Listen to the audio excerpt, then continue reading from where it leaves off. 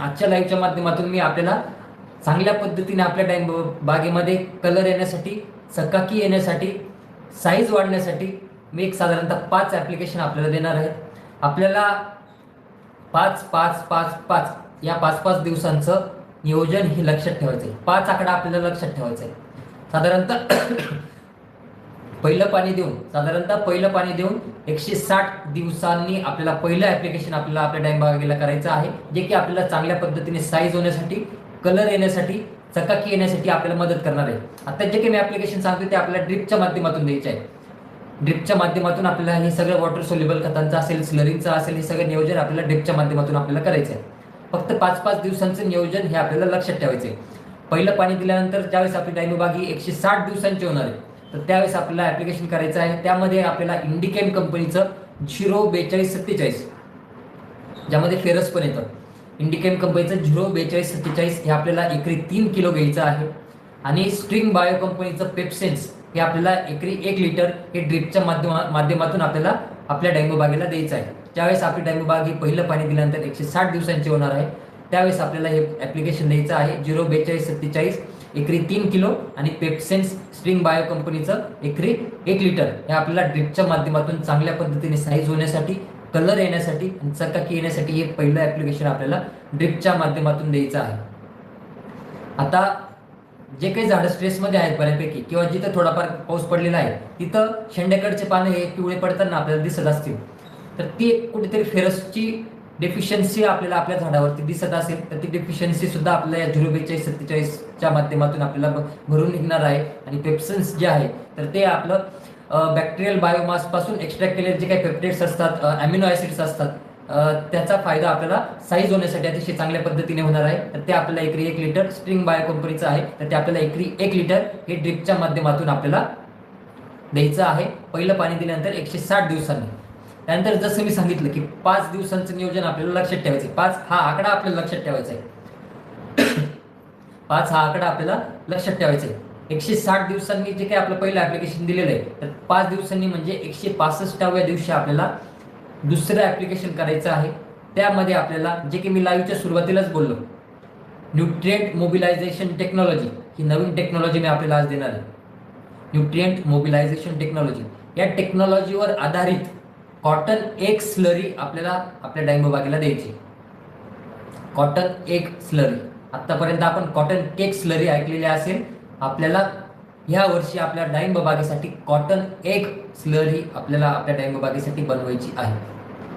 आणि माझी सगळ्या डाळिंब उत्पादक शेतकऱ्यांना विनंती आहे, जे डाळिंब उत्पादक शेतकरी कॉटन केक स्लरी आतापर्यंत वापरत होते, त्यांनी एका एकराला कॉटन केक स्लरी बनवा आणि एका एकराला कॉटन एक स्लरी बनवा आणि रिझल्ट मला सांगा. माझा नंबर आहे 935961484143. या नंबरवरती आपण फोन करून सांगू शकता, किंवा जे काही आपले व्हॉट्सअपचे ग्रुप आहे, तर या व्हॉट्सअपच्या ग्रुपवरती सुद्धा आपण रिझल्ट काय आले, काय बदल झाला आपल्या डाळिंब मध्ये झाडामध्ये, ते आपण त्या ग्रुपवरती आपण सांगू शकता. कुठली कन्सेप्ट आपण घेत असताना ती आपल्याला फक्त वापरायची नाही, त्याची रिझल्ट काय येत आहे, काय बदल आपल्याला जाणवतोय, त्यानुसार आपल्याला ती पुढे घेऊन जायची. त्यामुळे जे डाळिंब उत्पादक शेतकरी ही स्लरी बनवणार आहेत त्यांना सगळ्यांना विनंती की आपली प्रतिक्रिया नक्की द्या की आपल्याला काय बदल वाटला आहे कॉटन एक स्लरी वापरून. ही स्लरी मी जसं सुरुवातीला सांगितलं की न्यूट्रिएंट मोबिलायझेशन टेक्नॉलॉजी, या टेक्नॉलॉजीवर आधारित ही स्लरी आहे. न्यूट्रिएंट मोबिलायझेशन टेक्नॉलॉजी म्हणजे काय की बऱ्याच वेळेस आपण जे काही रासायनिक खतं वापरतो, तर ते रासायनिक खतं बऱ्याच वेळेस आपल्या जमिनीमध्ये पडून राहतात किंवा इतर अन्नद्रव्यांसोबत फिक्स होतात, जे की आपल्या झाडाला उपलब्ध होत नाही. यातून आपल्या जमिनीमध्ये क्षारांचं प्रमाण वाढतं, मायक्रोबियल ॲक्टिव्हिटी कमी होते आणि मायक्रोबियल ॲक्टिव्हिटी कमी झाल्यामुळे आपली रूट मुवमेंट जी आहे किंवा पांढऱ्या मुळांची जी काही वाढ आहे, तर ती सुद्धा कमी होते. याचा परिणाम थेट आपल्या झाडावर होतो, झाड स्ट्रेसमध्ये जातं आणि त्याचा थेट परिणाम आपल्याला साईजवरती दिसतो. जेवढं आपलं झाड स्ट्रेसमध्ये जाईल, जेवढं आपल्या पांढऱ्या मुळ्या या कमी होतील, जितके जास्त क्षार आपल्या जमिनीमध्ये असतील, जितके जास्त न्यूट्रिएंट हे फिक्स होतील, तितक्या जास्त मोठ्या प्रमाणात आपल्या साईजवरती परिणाम झालेला दिसणार. त्यामुळे या स्लरीच्या माध्यमातून जे काही न्यूट्रिएंट हे फिक्स झालेले आहेत किंवा जे काही न्यूट्रिएंट हे आपल्या डाळिंब झाडाला उपलब्ध होत नाहीत किंवा ते नुसते पडू नयेत, तर त्यांचं एका जागेवरून दुसऱ्या जागेवरती पांढऱ्या मुळांपर्यंत वाहून नेण्याचं काम ही कॉटन एक स्लरी आपल्याला आपल्या जमिनीमध्ये करणार आहे.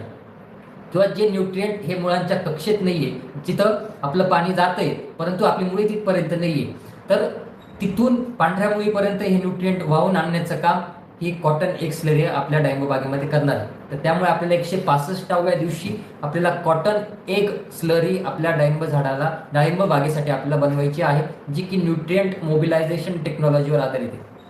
तर या स्लरीसाठी आपल्याला काय काय घ्यायचं आहे, तर सगळ्यात आधी आपल्याला कॉटन केक घ्यायचा आहे, म्हणजे सरकी पेंड घ्यायची, जी काही आपण जनावरांसाठी खाण्यासाठी आपण देत असतो, तर ती सरकी पेंड आपल्याला घ्यायची आहे. आता हे जे काही मी स्लरीचं प्रमाण सांगणार आहे, तर हे स्लरीचं प्रमाण साधारणतः 1 एकरासाठी आणि 500 लिटर स्लरी बनवण्यासाठी मी सांगणार आहे. 1 एकरासाठी आणि 500 लिटर स्लरी बनवण्यासाठी मी हे प्रमाण सांगणार आहे. तर सरकी पेंड आपल्याला घ्यायची आहे 20 किलो. 500 लिटरची टाकी आपल्याला लागणार आहे, त्यामध्ये आपल्याला सरकी पेंड घ्यायची आहे 20 किलो. त्यानंतर KMB बॅक्टेरिया घ्यायचे आहेत, जे की पोटॅश मोबिलायझेशन बॅक्टेरिया आहेत, तर ते KMB बॅक्टेरिया आपल्याला घ्यायचे आहेत 2 लिटर. त्यानंतर अंडे घ्यायचे आहेत आपल्याला 20 अंडे आपल्याला घ्यायचे आहेत. त्यानंतर काळा गुळ आपल्याला घ्यायचा आहे, काळा गुळ आपल्याला 2 किलो घ्यायचा आहे. आणि रिंदा क्रॉप सायन्स कंपनीचं कंडक्टर नावातच, जे की मी सांगितलं न्यूट्रिएंट मोबिलायझेशन टेक्नॉलॉजीवर आधारित हे प्रोडक्ट आहे आणि नावातच त्याचा सगळा अर्थ लपलेला आहे. कंडक्टर हे आपल्याला 500 मिली पहिल्यांदा स्लरी बनवण्यासाठी आपल्याला घ्यायचं आहे. कंडक्टर हे न्यूट्रिएंट मोबिलायझेशन टेक्नॉलॉजीवर आधारित आहे, जे की न्यूट्रिएंट फिक्स झालेले आहे त्यांना ब्रेक करण्याचं काम हे प्रोडक्ट करणार आहे. मायक्रोबियल ऍक्टिव्हिटी वाढवण्याचं काम करणार आहे आणि न्यूट्रिएंट एका जागेवरून दुसऱ्या जागेवर मुळांपर्यंत पोहोचवण्याचं काम हे कंडक्टर हे करणार आहे आणि मायक्रोबियल ऍक्टिव्हिटी वाढवण्याचं काम हे करणार आहे. तर ते आपल्याला 500 मिली या स्लरीमध्ये आपल्याला घ्यायचं आहे. कॉटन केक घ्यायचा आहे 20 किलो 500 लिटरसाठी 1 एकरासाठी. कॉटन केक म्हणजे सरकी पेंड 20 किलो घ्यायची आहे, 20 अंडे घ्यायचे आहेत, 2 किलो काळा गुळ घ्यायचा आहे, 2 लिटर KMB बॅक्टेरिया घ्यायचे आहेत आणि 500 मिली कंडक्टर आपल्याला या स्लरीसाठी आपल्याला घ्यायचं आहे. स्लरीची टाकी ही आपल्याला सावलीत ठेवायची आहे. रोज सकाळ संध्याकाळ ही स्लरी आपल्याला डवळायची आहे. जितकी चांगल्या पद्धतीने आपण डवळणार आहे, 3 वेळेस डवळली तरी सुद्धा चालणार आहे. जितकी चांगल्या पद्धतीने आपण डवळणार आहे, तितक्या चांगल्या पद्धतीने बॅक्टेरिया आपले ग्रो होणार आहेत. त्यामुळे आपल्याला दिवसातून 2 वेळेस 3 वेळेस जसं शक्य असेल तसं आपल्याला ही किमान 4 दिवस आपल्याला ही स्लरी आपल्याला डवळायची आहे. ज्या दिवशी आपण 04247 आणि पेप्सेन्सचं ऍप्लिकेशन आपल्या डाळिंब झाडांना करणार आहे, त्याच दिवशी ही कॉटन एक स्लरी आपल्याला बनवायला टाकायची, म्हणजे पुढच्या 5 दिवसांनी आपल्याला त्याचं ऍप्लिकेशन आपल्याला आपल्या डाळिंब बागेला करता येणार आहे. अगदी काळजीपूर्वक आहे का. ज्या दिवशी आपण 04247 एकरी 3 किलो आणि पेप्सेन्स एकरी 1 लिटर हे ज्या वेळेस आपण ड्रिपच्या माध्यमातून देणार आहे, ज्या दिवशी देणार आहे त्याच दिवशी आपला कॉटन एक स्लरी बनवायला आपल्याला टाकायची आहे. त्या दिवशी आपण म्हणजे 160व्या दिवशी जर आपण बनवायला टाकली तर बरोबर 5 दिवसांनी म्हणजे 165व्या दिवशी आपल्याला ही स्लरी ड्रिपच्या माध्यमातून सोडण्यासाठी येणार आहे. 5व्या दिवशी आपल्याला ही स्लरी ड्रिपच्या माध्यमातून आपल्याला गाळून घ्यायची आहे आणि ड्रिपच्या माध्यमातून आपल्याला ही स्लरी आपल्याला सोडायची. त्यानंतर जो काही सरकीचा चोथा उरणार आहे, तर तो सरकीचा चोथा पुन्हा आपल्याला टाकीमध्ये टाकायचा आहे. टाकीमध्ये पुन्हा आपल्याला काळा गुळ 2 किलो टाकायचा आहे आणि पुन्हा परत 500 मिली कंडक्टर आपल्याला टाकीमध्ये टाकायचं आहे. परत अंडे टाकायचे नाहीये आणि KMB बॅक्टेरिया सुद्धा परत आपल्याला टाकीमध्ये टाकायचा नाहीये. फक्त उरलेला सरकीचा चोथा, कंडक्टर आणि काळा गुळ एवढंच आपल्याला परत टाकीमध्ये आपल्याला टाकायचे. तर पुन्हा आपल्याला सेम प्रोसेस करायची. टाकी सावलीत ठेवायची, रोज 2-3 वेळेस आपल्याला डवळायचं आहे आणि 5व्या दिवशी म्हणजे 170व्या दिवशी पुन्हा त्या स्लरीचं ऍप्लिकेशन आपल्याला ड्रिपच्या माध्यमातून किंवा डायरेक्ट ड्रिपरच्या खाली टाकणं शक्य असेल तरी सुद्धा आपल्याला ते चालणार आहे. तर अशा पद्धतीने 2 वेळेस ही कॉटन एक स्लरी आपल्याला बनवायची आहे. त्यासाठी काय काय लागणार आहे, 20 किलो सरकी पेंड लागणार आहे आपल्याला, 2 लिटर KMB बॅक्टेरिया लागणार आहेत, 20 अंडे लागणार आहेत, 2 वेळेस स्लरी बनवण्यासाठी 4 किलो गुळ लागणार आहे आणि 1 लिटर कंडक्टर हे वृंदा क्रॉप सायन्स कंपनीचं प्रोडक्ट आहे, तर ते आपल्याला लागणार आहे. अतिशय चांगले रिझल्ट आपल्याला साईज कलर चकाकीसाठी भेटतील आणि मी आवर्जून सांगतोय की आपल्या प्रतिक्रिया द्यायला विसरू नका. दरवर्षी आपण फक्त कॉटन केक स्लरी म्हणजे सरकी पेंड असेल, KMB असेल, गुळ असेल एवढंच टाकून आपण कॉटन केक स्लरी बनवत होतो. परंतु यावर्षी न्यूट्रिएंट मोबिलायझेशन टेक्नॉलॉजीवर आधारित जी काही मी कॉटन एक स्लरी सांगितलेली आहे, तर ती स्लरी नक्की बनवा. फरक बघा काय वाटतो आपल्याला आणि त्यानंतर मला आपल्या प्रतिक्रिया द्या. नक्कीच आपल्या डाळिंब बागेमध्ये टनेज वाढलेला आपल्याला दिसणार आहे, चांगला कलर, चांगली चकाकी आलेली आपल्याला दिसणार आहे. अशा पद्धतीने आपल्याला 165 आणि 170व्या दिवशी ही कॉटन एक स्लरी आपल्याला बनवायची. पण ज्या दिवशी आपण 042, 47 आणि पेप्सेन्स देणार आहे त्याच दिवशी ही स्लरी बनवायला टाकायची, आपल्याला विसरायची नाही. नाहीतर बऱ्याच वेळेस 165व्या दिवशी जर आपण बनवायला टाकली तर मग तिचं ऍप्लिकेशन हे आपल्या 170व्या दिवशी येणार आहे, पुढचं 175व्या दिवशी येणार आहे, मग ती आपली कुठेतरी लेट होणार. त्यामुळे त्या दिवशी पेप्सेन्स आणि 042, 47 आपण देणार आहे 160व्या दिवशी, त्याच दिवशी आपल्याला कॉटन एक स्लरी आपल्याला बनवायची आहे. तिचं ऍप्लिकेशन 165 आणि 170व्या दिवशी आपल्याला ड्रिपच्या माध्यमातून आपल्याला आपल्या डाळिंब बागेला द्यायचे. हे झाले 3 ऍप्लिकेशन.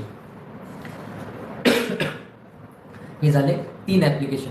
अजून 2 ऍप्लिकेशन आपल्याला आपल्या डाळिंब बागेसाठी करायचे. अजून 2 ऍप्लिकेशन आपल्याला आपल्या डाळिंब बागेसाठी करायचे. 170व्या दिवशी कॉटन एक स्लरी दिल्यानंतर आपल्याला पुन्हा 5, मी 5 आकडा लक्षात ठेवायला सांगितलंय. 5-5 दिवसाच्या अंतराने आपल्याला हे ड्रिपचं नियोजन आपल्याला आपल्या डाळिंब बागेला करायचं. 160 दिवस, 165 दिवस, 170 दिवस, 175 दिवस आणि 180 दिवस. इथं आपले 6 महिने पूर्ण होत आहेत. 180 दिवस ही 5-5 दिवसाचं नियोजन आपल्याला लक्षात ठेवायचं. तर 175व्या दिवशी आपल्याला 0050 घ्यायचं आहे. एका एकरासाठी 6 किलो 0050 आपल्याला घ्यायचं आहे एका एकरासाठी 6 किलो. त्यानंतर मॅग्नेशियम सल्फेट आपल्याला घ्यायचं आहे एका एकरासाठी 3 किलो. सॉइल टॉप आपल्याला घ्यायचं आहे एका एकरासाठी 1 लिटर आणि अमोनियम सल्फेट घ्यायचं आहे एका एकरासाठी 1 किलो. 0050 घ्यायचं आहे आपल्याला एका एकरासाठी 6 किलो 6. त्यानंतर मॅग्नेशियम सल्फेट घ्यायचं आहे आपल्याला एका एकरासाठी 3 किलो. सॉइल टॉप घ्यायचा आहे आपल्याला एका एकरासाठी 1 लिटर आणि अमोनियम सल्फेट घ्यायचा आहे आपल्याला एका एकरासाठी 1 लिटर 1 किलो. हे ऍप्लिकेशन आपल्याला एका एकरासाठी आपल्या डाळिंब बागेला ड्रिपच्या माध्यमातून 175व्या दिवशी किंवा मागची कॉटन एक स्लरी सोडल्यानंतर 5 दिवसांनी आपल्याला आपल्या ड्रिपच्या माध्यमातून आपल्याला आपल्या डाळिंब बागेला करायचं. त्यानंतर पुन्हा 5 दिवसांनी आपल्याला पुढचं ऍप्लिकेशन करायचं आहे, जे की महत्त्वाचं आहे चांगल्या पद्धतीने चकाकी येण्यासाठी आणि कलर येण्यासाठी आणि गोडी वाढण्यासाठी, शुगर वाढण्यासाठी, जे की महत्त्वाचं ऍप्लिकेशन आहे. 180व्या दिवसाचं ऍप्लिकेशन. डाळिंब फळांमध्ये, दाण्यांमध्ये चांगल्या पद्धतीने गोडी वाढण्यासाठी, शुगर वाढण्यासाठी, चकाकी येण्यासाठी, साईज होण्यासाठी आपल्याला हे 180व्या दिवसाचं ऍप्लिकेशन अतिशय महत्त्वाचं आहे, ज्यामध्ये आपल्याला वनिता कंपनीचं PMS हे आपल्याला एका एकरासाठी 5 किलो घ्यायचं आहे. झिंक सल्फेट एका एकरासाठी 3 किलो घ्यायचं आहे, जे की 21% झिंक येतं. आता मागे कोणत्या तरी शेतकऱ्यांनी पाठवलेलं होतं की 33% मोनोहायड्रेटचं झिंक सल्फेट घेतलं होतं. हे आपल्याला घ्यायचं नाही. 21% झिंक सल्फेट आपल्याला घ्यायचं आहे. तर ते झिंक सल्फेट आपल्याला एका एकरासाठी 3 किलो घ्यायचं आहे. PMS एका एकरासाठी 5 किलो घ्यायचं आहे आणि एक्स्टर हे 480 ग्रॅम आपल्याला घ्यायचं आहे. अतिशय महत्त्वाचं ऍप्लिकेशन आहे गोडी वाढण्यासाठी, शुगर वाढण्यासाठी, चकाकी येण्यासाठी, साईज वाढण्यासाठी. तर हे ऍप्लिकेशन आपल्याला ड्रिपच्या माध्यमातून आपल्या डाळिंब बागेला करायचं आहे. PMS 5 kilo, zinc sulphate 3 kilo आणि एक्स्टर 480 ग्रॅम एका एकरासाठी. अशा पद्धतीने आपल्याला या 5 ऍप्लिकेशनचं नियोजन आपल्या डाळिंब बागेला करायचं आहे. यातून आपल्याला अतिशय चांगल्या पद्धतीने साईज वाढण्यासाठी, कलर येण्यासाठी, चकाकी वाढण्यासाठी, चांगल्या पद्धतीने शुगर येण्यासाठी आपल्याला मदत होणार आहे. खूप चांगले रिझल्ट आपल्याला बघायला मिळतील. किमान 1 ते 1.5 टन प्रति एकर आपला टनेज ह्या 5 ऍप्लिकेशनमधून वाढणार आहे. आणि यावर्षी पाऊस हा कमी आहे, डाळिंबाला अतिशय चांगले रेट राहतील. बऱ्याचशा डाळिंब बागांचं नुकसान हे मागे गारपिटीमध्ये झालेलं आहे, तेलकट डागांनी त्रास बऱ्यापैकी दिलेला आहे. त्यामुळे अतिशय चांगले रेट आपल्या डाळिंब बागेला राहणार आहेत. त्यामुळे आपल्याला या 5 ऍप्लिकेशनचं नियोजन आपल्या डाळिंब बागेला करायचं आहे, जेणेकरून आपल्याला चांगल्या पद्धतीने हार्वेस्टिंग करण्यासाठी आपला डाळिंब बाग हा येणार आहे. या संदर्भातली सविस्तर माहितीची PDF मी आपल्या ॲग्रोकेशनच्या टीमला विनंती करतो. PDFचं थोडंसं काम राहिलं आहे, ते उद्या संध्याकाळपर्यंत आपल्याला आपल्या व्हॉट्सअप ग्रुपवरती येऊन जाईल किंवा आपल्या ॲग्रोकेशनच्या मोबाईल ॲप्लिकेशनमध्ये सुद्धा येऊन जाईल. जर आपण अजूनही आपल्या ॲग्रोकेशनच्या व्हॉट्सअप ग्रुपमध्ये जर नसाल तर जो मी माझा नंबर दिलेला आहे 93 59 148 143 या नंबरवरती मेसेज करा, ग्रुपमध्ये सहभागी करा, किंवा जी काही आपली अडचण असेल ती आपण तिथं विचारू शकतात, किंवा कुठल्या कंपनीचा जे की माझ्या शेड्यूलमध्ये माझ्या रिकमेंडेशनमध्ये प्रोडक्ट आहेत तर त्या कुठल्या कंपनीचा नंबर हवा असेल तर तसा मेसेज करा, किंवा अनार संपदा स्लरीबद्दल माहिती पाहिजे असेल, मायक्रोन्युट्रिएंट स्लरीबद्दल माहिती पाहिजे असेल, पीएमएस स्लरीबद्दल जो काही आपली समस्या असेल तर तसं मेसेज करा, तुम्हाला त्या पद्धतीने नियोजन हे पाठवलं जाईल.